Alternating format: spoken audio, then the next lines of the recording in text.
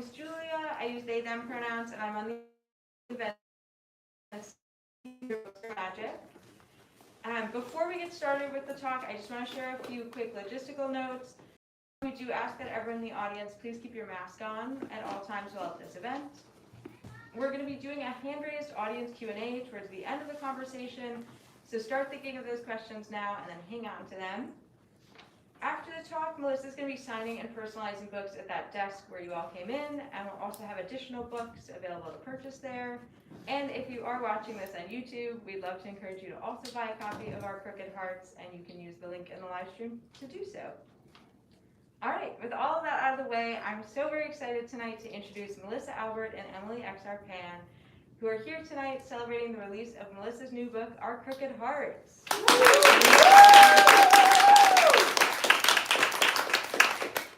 So I'll say that I first discovered Melissa Albert when I read The Hazelwood a few years back, and I was just completely taken in by Melissa's rich and dark world building. And I'm really happy to say that Our Crooked Hearts is all of the things that I loved so much about Melissa's writing. It's haunting, and it's sinister, and it's full of dark magic, and just really evocative prose. It ties together the dual timeline and shared stories of two young women, Ivy and Dana, and Melissa just spins such a wonderfully eerie story that will enchant readers new and old. And I'm just so happy to be sharing it all with you tonight. Melissa Albert is the New York Times and indie bestselling author of the Hazelwood series, which includes The Hazelwood, The Night Country, and Tales from the Hinterland, and she is a former bookseller and YA lit blogger.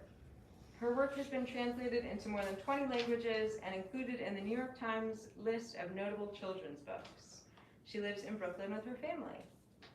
And Melissa is joined in conversation tonight by the wonderful Emily XR Pan. Emily lives on Lenape land in Brooklyn, New York, but was originally born in the Midwestern United States to immigrant parents from Taiwan. Her debut novel, The Astonishing Color of After, was a New York Times bestseller, winner of the APALA Honor and Walter Honor Awards, a finalist for the LA Times Book Prize, longlisted for the Carnegie Medal, and featured on over a dozen Best of the Year lists. An Arrow to the Moon is her second novel. So without further ado, let's everyone please give a very warm welcome to Melissa and Emily.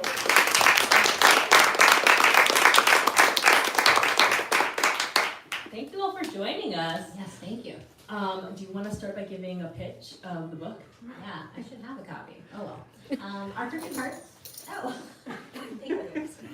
Our Crooked Hearts is it's an intergenerational YA witchy contemporary fantasy. It follows a mother who is coming of age in 1990 Chicago, not yet a mother, and then 25 years later, her daughter kind of picking up the pieces on what exactly happened to her mother when she was 16 years old and what kind of magic she delved into that is now messing with her daughter's life. So it's kind of about, I like to think of it as like a classic paranormal YA fantasy set in the 90s, and then 25 years later, like how would that affect her daughter? So it's like a nested story of two women.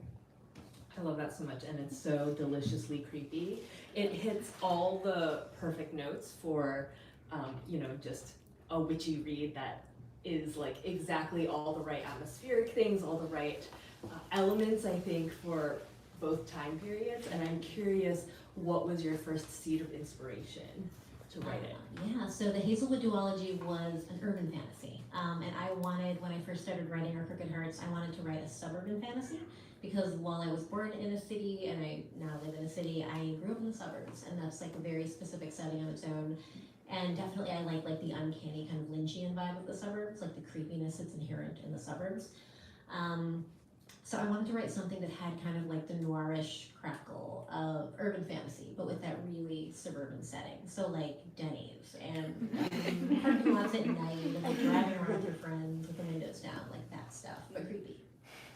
Totally, and you capture it so well. So the story cuts back and forth between the suburbs right now, as you're saying, and the city back then. Can you talk more about why you chose those specific settings and time periods? I mean, you mentioned that you wanted to go from an urban fantasy to a suburban fantasy, but I guess why that sort of contrast, and why the 90s?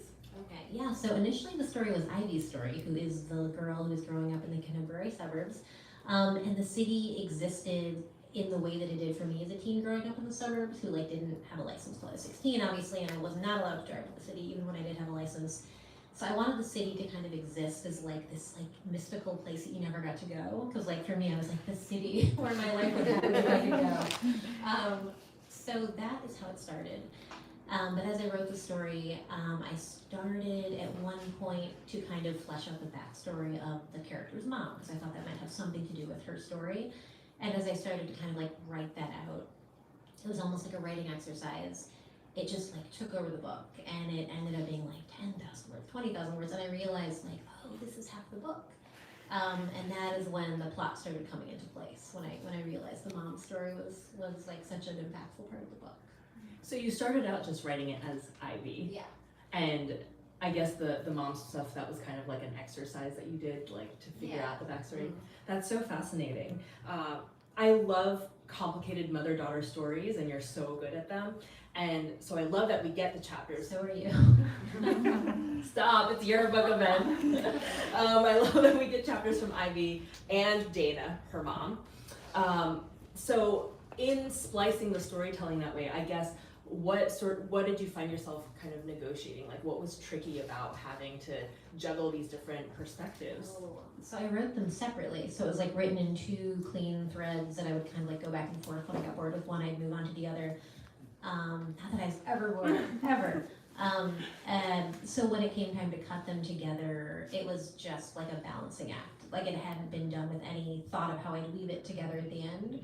So it was like a lot of cutting and pasting and moving stuff around. So it was just trial and error of like seeing how it fit and just like reading the thing a lot of times. That is so fascinating. So you didn't outline before you set out to write it. Were you like writing into the darkness? Yeah.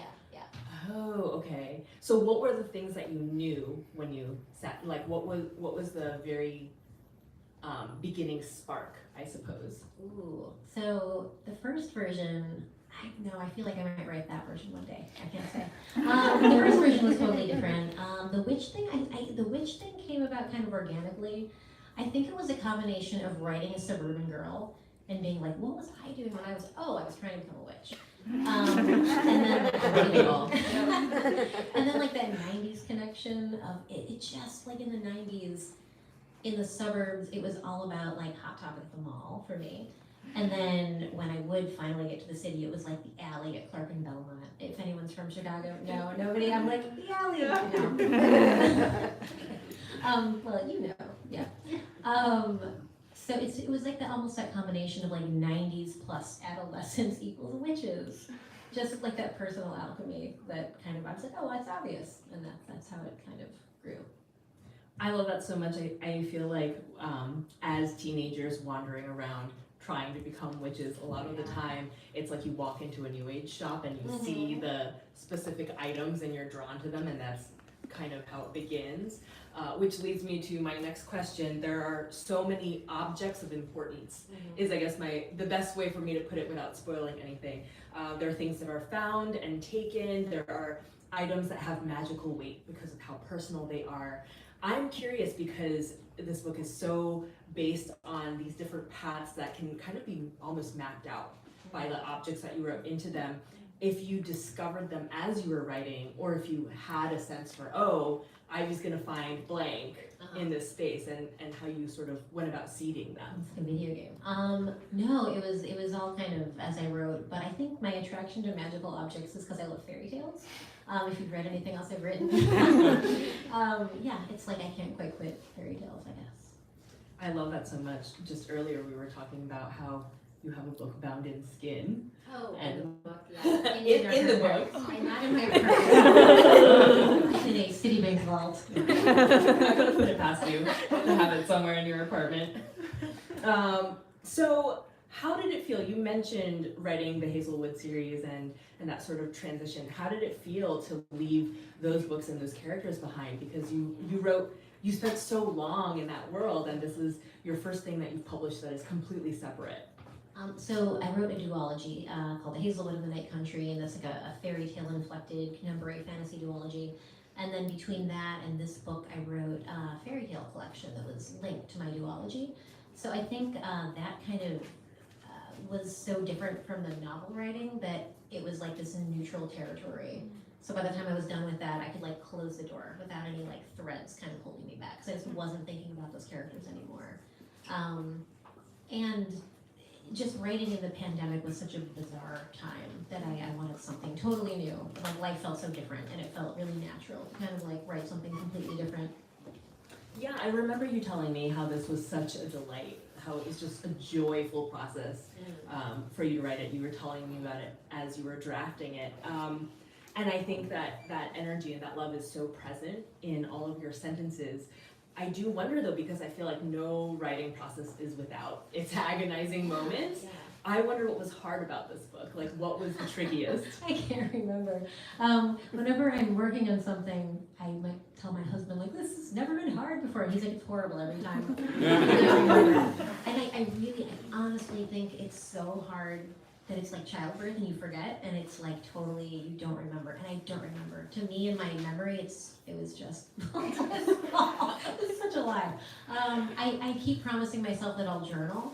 Or like that I'll like maybe do like a bullet journal where it's like today was hard or something, but I haven't yet and I can't recall. You have like amnesia as a survival tactic so that you can write more books. Yes, I'm like, this is a great idea. I'm gonna do this again. Yeah. I love it. That makes so much sense. Can you tell us more what your general writing process is like? Like, how do you begin to come up with a story? What are you thinking about as you're crafting character? So I keep like notes, drafts, and like ideas in emails, in drafts in my phone, in text to myself, and notebooks and Word docs. So I have like kind of this like garden of snippets and paragraphs and stuff. And then when I sit down to work on something, I might like glance over it and see what falls out. Wait, that sounds so chaotic. Oh, it's so good. And someone tried to teach me Scrivener once, and I was like, no. Yeah, so that I didn't know that you could text yourself. Oh yeah, and then the text shows up twice. It's really annoying. And Anyway. you do this. Yeah, I do this. I'm just imagining that like your half asleep brain is like, oh, that's a good idea. And in the Do morning, something. it's like convenience store, and I'm like, I don't know what that is.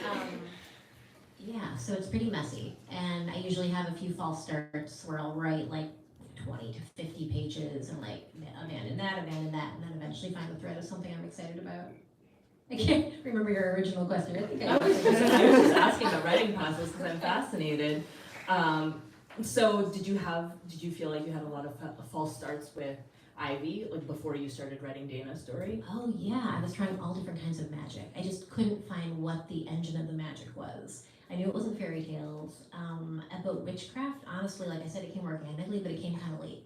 And in the book, I don't call it witchcraft too many times. I kind of like use more general terms because it was important to me that it's not just married to the idea of witchcraft that we think when we think of like All, right? Because that's definitely a thread in there, but I didn't want it to be bound only to that thread. But yeah, it took a minute to find. Oh, okay. So, but you knew going in that you wanted to have something magical kind of Always, binding. yeah. Always, of course. So Our Cricket Hearts is so incredibly fresh and original, while also feeling like it could be an ode to a lot of my favorite witchy and magical things that I read or watched growing up, and that made me curious to know, what are some of your favorite witchy pieces of media? Ooh, okay, so as a kid, I love this book, Wise Child. Anybody? And another, and this companion book, Juniper.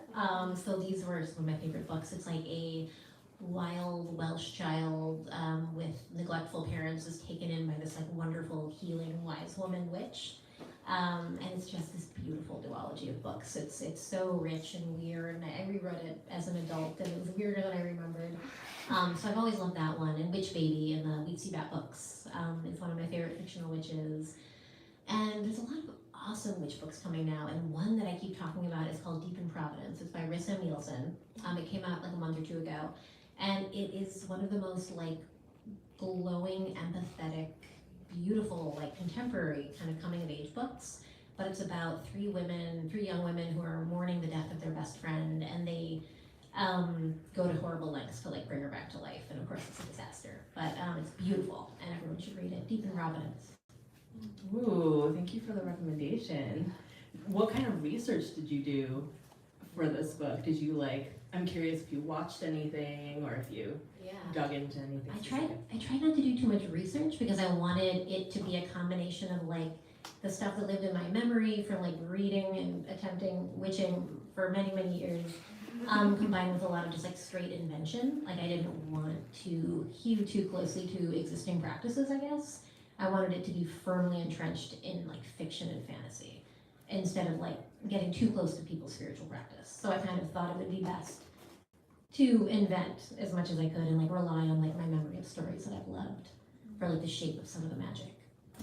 What I love though is that you have it built into the book, the idea that the magic doesn't work unless it's very personal, right? Mm-hmm. Unless you're drawing on your own family history and origins, which I feel in modern conversations around witchcraft is very much, what pushes up against cultural appropriation and the potential pitfalls of coming too close to somebody else's magic, right? So I feel you handled that very delicately and wonderfully in the story. Yeah, it's just so interesting to me, that idea of what happens when you mess with magic that doesn't belong to you, and kind of giving that an almost allegorical scope of how badly that could go. And that could mean a lot of different things, but that's one thread of what that can mean in the book. Yeah, and I love that it's kind of intergenerational trauma. We get to see how It's really fun, I promise. we get to see how those problems are inherited and how the ramifications continue. I love magic with consequences, right? Magic, I love all kinds of magic, but one magic system that I love is Lev Grossman's Magician's Trilogy, but that's very brainy, and I could never write a book like that. The costs are high, but it's brainy. And I like something where the costs are high, but it's more emotional and personal. So it's similar but very different. Yeah, absolutely. Okay, so you're one of the most avid readers I know. So tell us, what are you reading right now? My brain just emptied out. I don't remember anything. Oh gosh. Oh, I just read, actually I'm in Books Are Magic, so I'll say I just read the new Emma Straub, This Time Tomorrow. It's this beautiful, wonderful time travel story. And it's also set partly in the 90s in New York. And it's daughter-father story, and I loved it. So that was really wonderful. Nevo's Siren Queen is one of my favorite books of the year. It's old Hollywood, but with magic and demonic fairies, and it's very wonderful. I absolutely love that book. I know I've read more books. It doesn't come to mind immediately. Oh, I'm reading Ordinary Monsters by Jan Muro, and that's wonderful. And I better stop there because I'm forgetting what I'm reading. Oh, I'm rereading The Voyage of the Dawn Treader because I'm in need of comfort. And just called Eustace Clarence Scrub, and it almost deserved it. As soon as I read them, my blood pressure So that was my really stay reading, just to kind of become.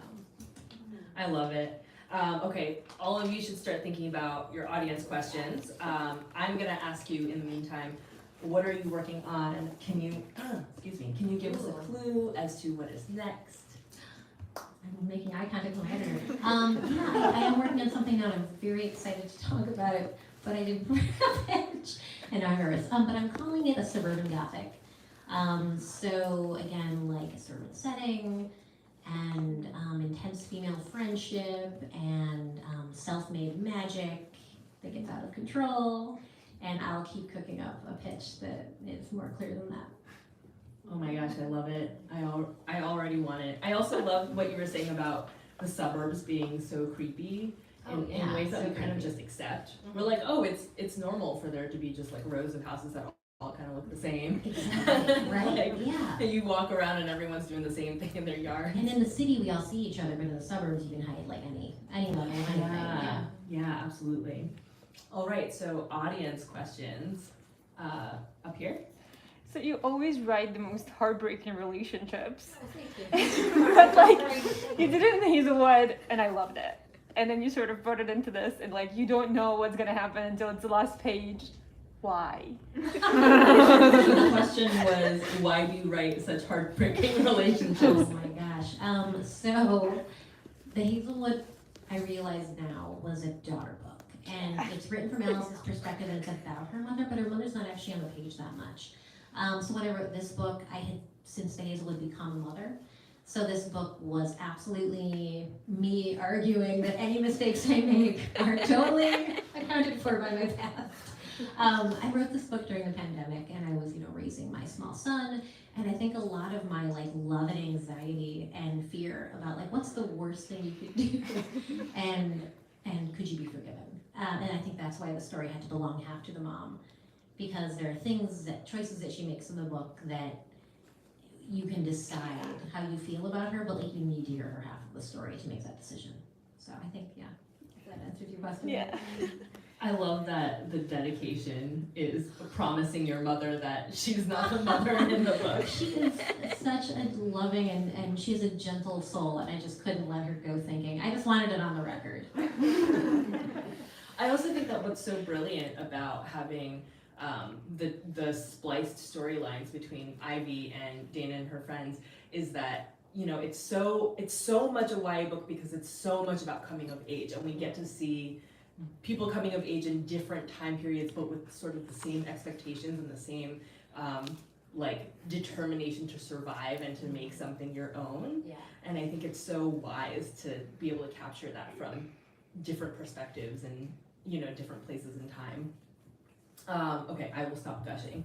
Sarah, you had a question. Yeah, you guys talked about this a little bit, but I was wondering if moving to the suburban setting, if you found if and how it influenced plot or characterization, what did that change for you? Ooh, Oh, the question was moving. Sorry, I'm repeating it for YouTube. Hi, YouTube. The question was what you found.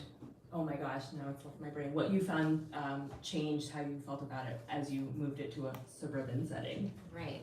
Okay, so, oh gosh, I guess I feel now, with a little bit of clarity, I think that I wrote a city character who, in my debut book, I wrote a city character who was in a lot of ways someone I wish I could be a little bit more, in a setting that when I was young I wished I'd lived in.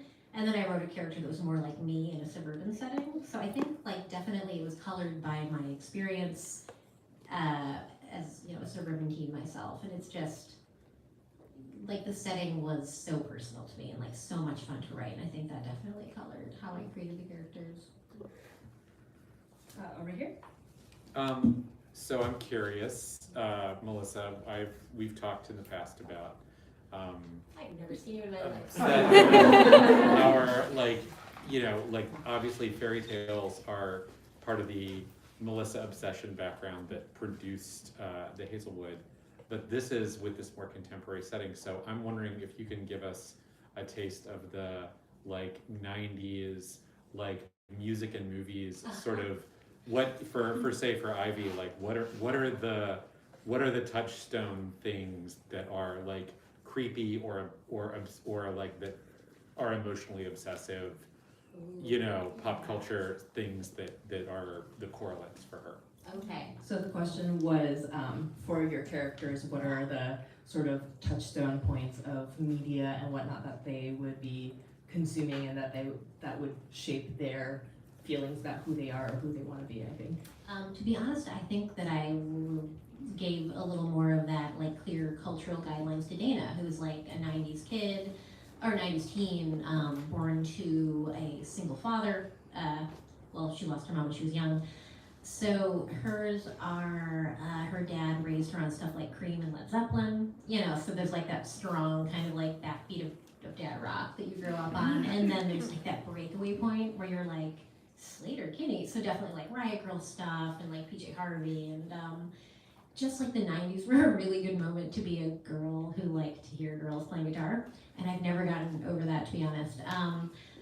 So music was a really strong through line in this book, and I think with the Hazelwood, it was a book that I wanted to make it almost a book recommendation machine on top of being a story, and this is much more a music recommendation machine. So there's a lot of bands and songs name checked that I hope people will look up. Just as in the Hazelwood, I hope people would look up the books. Over here. I'm curious about the genesis of Nate as a character, Yeah. because I have to say I yell at his recognition.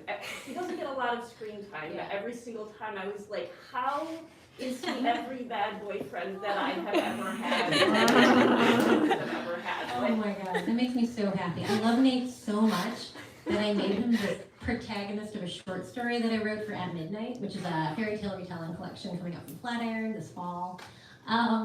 Yeah, he's like every guy that I thought I had a crush on from like this distance, and then when I got close, I was like, but of course I was too young, and I was like, maybe I'm wrong, and he is great. Now I can say with clarity, Nate's not great. So yeah, Nate is a bad boyfriend character. We see him a couple times in the book. He's like dumped pretty quickly once you start meeting him on the page. I just kind of love him. He's like very pretentious. Lovable. He's like handsome enough to be a little lazy, at least at this point in life when he's, you know, a big fish in a very small suburban pond. Nate's gonna be okay. He didn't have a short story, he's probably not gonna be okay, never mind. He was gonna be okay until I came around to bother him again. Thank you though, I love Nate, I'm glad someone else does. I wrote this book and it's full of these wonderful women, and I asked my husband, who is not here, who read the book, and I'm like, who's your favorite character? And he's like, Nate. What? Yeah, Nate has his fans. Go ahead. You? Yeah, you go ahead. You go ahead. Okay. Hi. First off, it's great to see you again. No, last time I saw you, it was pre-COVID in Brookline. Oh my gosh. Yeah, that was a century ago. Anyway, my question is actually for both of you. Like, no, both of you love fairy tales and legends so much. But although, and you both write about them so well, is there like an obscure fairy tale or legend that either of you would love to write one day? I feel like you should talk about Arrow. I mean, That. although Yeah. you probably read Oh, Arrow yeah. already. Is there I finished at 3 a.m. It was great. I lost a lot of sleep. Thank you. The question is about if there are any obscure fairy tales that we're dying to write about. I personally get really annoyed with myself if I try to do something I've already done before. So I feel like because I've done a fairy tale retelling, that's scratched that itch for me. But you're like the queen of fairy tales, so I'm curious about your answer. So I had an idea that maybe I would one day try to do the juniper tree, but it's very dark and oh my god, I was just gonna say It's Avery did it, now I don't have to because It's she so is so perfect. It's brilliant, and now I'm done. That's not gonna happen. But I do one day want to figure out 12 Dancing Princesses. If I ever chose one, it would be that. Just because all my favorite fairy tale retellings, like Wild with Dancing and House of Salt and Sorrows, is wonderful, and what was the third? I'm not remembering, but I love that fairy tale. So I would love to figure that out one day. Nice. That sounds absolutely delightful. Hi. You have Yes. a question. Oh, thank you. YouTube, it says Narnia University. I wish I went there to college. Let's see. So my question is, the thing that stood out to me most upon my initial read of your books is the descriptions. They're so detailed and specific. There's something almost personal about them. My favorite one was Alice describing the smell of the car. It was like her lipstick or chapstick that she dumped in the vent. And I was like, whoa, that's so specific. And I was wondering like how you come up with those descriptions. How do you come up with your really clever descriptions, like Alice smelling the chopstick stuck in the vent in the car? Let me think. Sometimes it just hits you that something is like something, and it's there because it's just like what you. I think it's like listening to you. Like when you sit down to write, you start listening to yourself on like a long-term basis, and then you kind of realize how you think. And I think in like this is like this. I don't know. She makes it sound so easy. Yeah, but like there's. I'm trying to think. I have a strong sense of smell. Like really strong to the point that my husband is like doesn't like riding the subway with me because I'm like like I don't know. I should be calmer and more accepting of the subway. I know I should, but it's hard for me.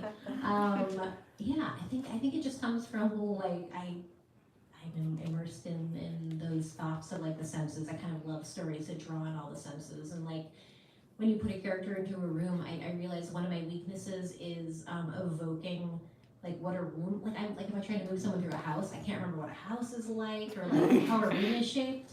So I'm like, I can stick with something I can actually like sum it up in my head, which is like senses. So that's just, it's like a strong suit for like what I think about a place. Like that's what I think about first.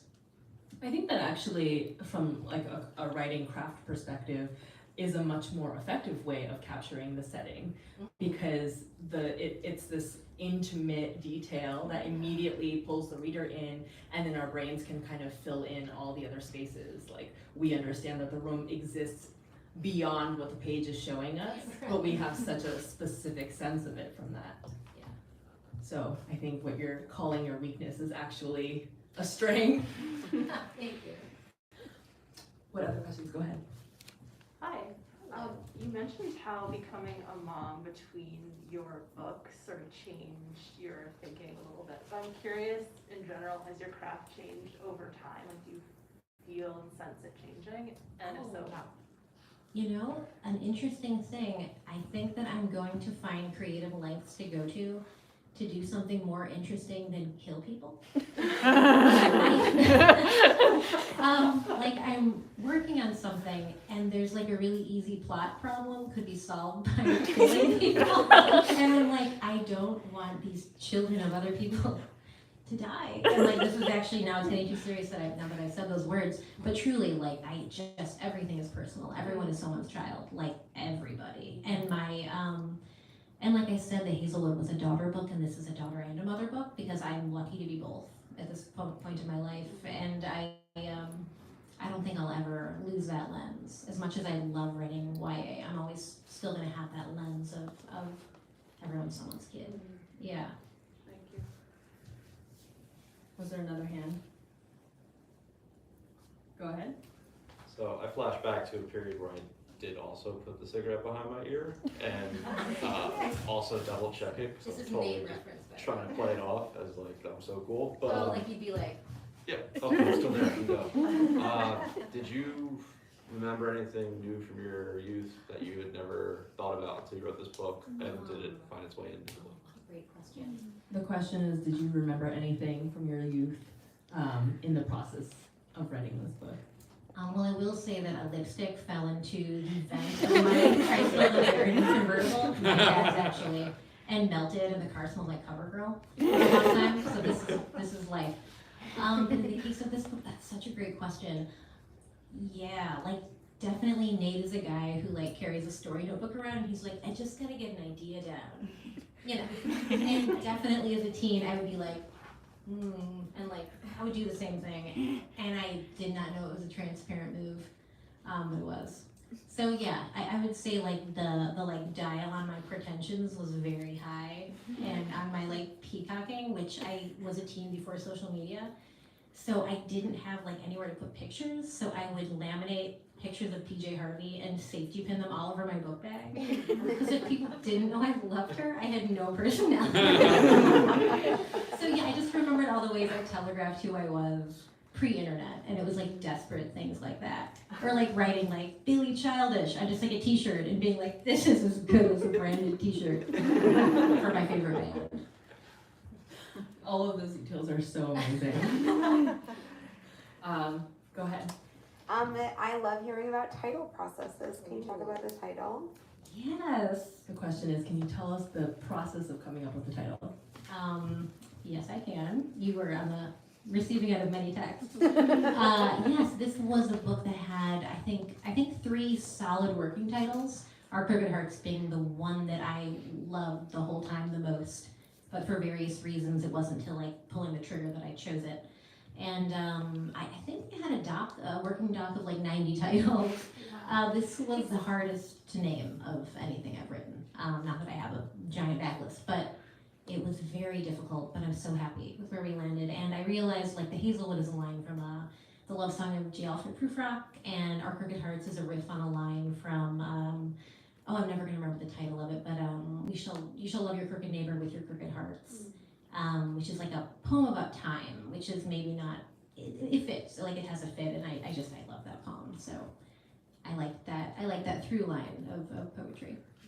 So did you, because there's a sentence in the book that says our crooked hearts. The in it. titular line. I love when people do that. And Did I you did write it. it after? I chose the title. I wrote it before, actually. I would love if I went back. I was gonna add this, but no, it came after, and then I jotted it down as a title option. Oh, okay. Yes. Are we allowed to ask more questions? Yeah. Okay, cool. So I guess my next question is, the thing that I loved most about the Hazelwood duology and Tales from the Hinterland is the world is so big.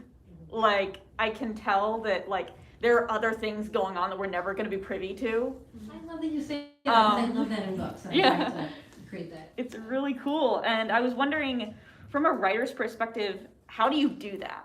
Like, how do you make it so that, like, the world is bigger than we can see, and that we're only looking at it through, like a tiny lens? Yeah. Can I say the questions? The The question for you two is, how do you, with your genius brain, make it so that the world is bigger than the book and flows off the pages? I think that what I can tell you is that authors who do it really well are April Genevieve Tucholka does it brilliantly. What is her book called? It's not Seven Endless Forests, it's the one that came before. Oh, Wink Poppy Midnight. No, it was the one that's Between the kind of- devil and the Brazier? Lucy? That That was her debut, I think. Yeah, it's this wonderful book about, it's like a Beowulf retelling, I wanna say. Yeah, and it's, yeah. And I know what you're talking about. Yeah, and there's like throwaway sentences in it that they evoke like whole religions. Like she sees a flower and she's like, that's the flower of such and such a goddess. And it's done so gorgeously that you're like, oh my God, she could like write a Bible about this world. So I guess I just wanted to try to do something like that. Lev Grossman is another one who has that like, those little references that you know that he could tell you more. Yeah, I don't know how. I think I just was aware that was something that I wanted to try to do. Yeah. I'm sorry, I wish I could be. No, that was great. Yeah.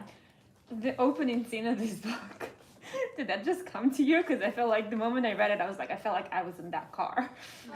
The question is about the opening scene of the book, and if that came to you. Sorry, I feel like it's really obnoxious that I'm like. Tell us how the opening scene happened, how you wrote it. Yeah, so the opening scene is my heroine and her terrible boyfriend Nate are in a car, and he's drunk and they're kind of fighting, and then they see in their headlights, and it's like trees on either side, like a black suburban road. They see this like a nude woman illuminated in the headlights and like swerve off the road. And that was actually an image that I've had in my head for a while, and I tried to write it into a short story, and that didn't go anywhere. And then when I started writing like the second or third draft of this idea, I honestly, like, it was an image that I was like, thought could fit. Very strong image. Yeah, so it felt like this like image finding, I don't know, a way to exist, and then it ended up like working for this. And it fit like suburban, I don't know, just like driving at night to me is like very inherently suburban and scary kind of, and yeah, so thank you, I'm glad you liked it. Very cool. Any last questions? Yeah. How often do you write your books like out of order? Like, is there like some kind of like scene by scene and then compiling them into the right order, or do you typically flow through with all the plot points in order? How often do you write your books out of order? Talk about the ordering process. I kind of try to write them in order, but if I'm really stuck and I know something good's coming and I don't want to write because I'm so stuck, I'll let myself write like the good thing that I know is coming. But it almost feels like leaving the stove on or something, like that feeling of disconnection. It has to flow, or I just feel at odds with myself. So yeah, I like to kind of write in order as much as I can. Yeah. I have kind of a question bouncing off that, because this is a dual timeline story. What was it like? Did you write those totally, what was the relationship between the two as you were writing it in your process? Yeah, they were totally separate, and I just like had faith that it would fit together in the end. And it took a lot of juggling, and I fit them together, and it like wasn't reading properly. And I did like one more like shake and like mixed it up a little bit, and it ended up like clicking then. But I had to kind of like do a lot of chopping, and I had to cut a lot of Dana's story to make it all work. Yeah, they were written separately and then spliced together. I just had one. I like hearing like writer, like day in the life of the writer. So for both of you, what's your routine like? And also, Oh, God. the question. Oh, right, the question. To describe a day in the life of a writer. I feel like I'm just pure chaos. That's what a day in my life is like. I used to, when I worked a full-time job, I woke up at 5 a.m. to go do a yoga practice and then write and then went to work and then left for lunch and wrote during lunch and then went home and wrote. And then I quit my job because it was unsustainable for me to do all the work that I was doing. And now it's just chaos. Now it's like sometimes I sleep very late and write until like 5 a.m. Sometimes I spend all day thinking I'm going to write and I fail to write. Yeah, what about you? If I want to be productive, I kind of have to be writing before 10, or I feel like the day is gone, and I almost give myself, it's like an excuse to not work enough. So yeah, I have to be working by 10, and then I have to kind of like wrap it up by 3, I find. Like after 3, I'm like I will fall asleep. And I think I had a full-time job where I stayed awake until 5:30. How did I do that? But I can no longer do it working in my home. I don't know if it's a pandemic thing. Do you fall asleep right at 3? No. I sleep at very, very I've always slept at strange hours, and now it's even worse. Yeah. But I wonder if being a mom has sort of like imposed structure on you that is different than before. I think so, and I love structure. I had a full-time job and I wrote and that worked, and then I had a kid and now it works around his schedule. But I think I need like an immovable force in my life to write around. If I just had like 24 hours of my own, I don't think I would do anything. I need the immovable force, so if you ever want to lend me your child. Yeah. All right, I think that we are about done. Oh, okay, last question. It's kind of a continuation of this lady's question. What's it called? I was going to say something like do you have to write, where do you write? Like physically. Yeah. Oh man, I wish I had a more romantic answer. Before the pandemic, I had a bit of a ritualistic approach, which I know that you have some of that in your practice. And it was just like pretty simple, but like I would light a candle, and the lighting of the candle, like a scented candle to get me in like the headspace for the book, that would like signify working. And if it was lit, I would feel shamed by myself if I was like on the internet. It was a candle of shame. But now, during the pandemic, with having a kid at home, everything got a little more efficient, and I almost kind of like dropped any level of ritual. So I don't leave the house to write. I find that like a bare bones, just like I sit in the same chair, I have like white noise on, and it's very basic, and I find that works. And I don't mess with that too much. I don't try to like write elsewhere unless I have to like write at an airport or something, and that works. Yeah, how about you? Before the pandemic, I wrote a lot in cafes, or like, you know, I would get together with friends, and there would be chat. and chat, and then actually write. But I think I'm one of those people who during the pandemic got diagnosed with ADHD, and I didn't realize how important body doubling was to me. So it became really difficult in the beginning of the pandemic for me to figure out how to work, because I was so used to being in cafes surrounded by other people who were working, or at least appeared to be, even if they were just messing around on the internet. And so now I try to like mimic the body doubling. Like I might do Zoom dates with friends and write, or you know, I try to like trick myself into it by thinking, I know that so-and-so, this brilliant famous author, is writing in this moment, probably, so I'm also going to be writing. It sometimes works. That's like my version of the shame. Do you have a specific famous person that you think of? I honestly oftentimes imagine dead authors. Like, They're working in the grave, they're so committed.